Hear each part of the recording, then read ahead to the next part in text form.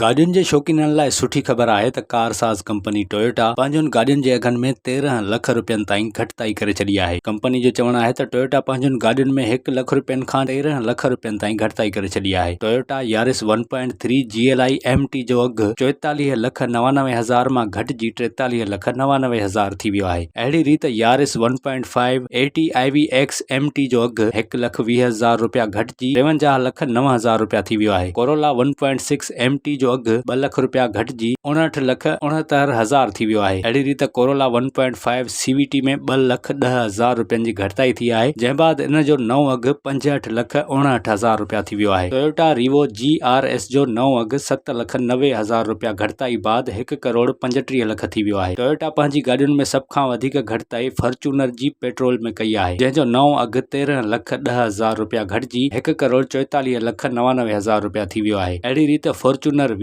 Petrol जो नओं अघु 11 लख रुपया घटिताई बाद 1 करोड़ 99 लख रुपया थी वियो आहे, जॾहिं त फॉर्च्यूनर GRS जो नओं अघु 11,90,000 रुपया घटिजण बाद 1 करोड़ 99,09,000 रुपया थी वियो आहे। इन खां अॻु लकी मोटर कारपोरेशन ऐं MG मोटर्स बि पाकिस्तान में पंहिंजनि गाॾियुनि जे अघनि में घटिताईअ जो ऐलान कयो हो। यादि रहे त पाकिस्तान में गाॾियुनि जे अघनि में घटिताई पाकिस्तानी रुपए जी भेट में डॉलर जो अघु घटिजण सबबु थी आहे।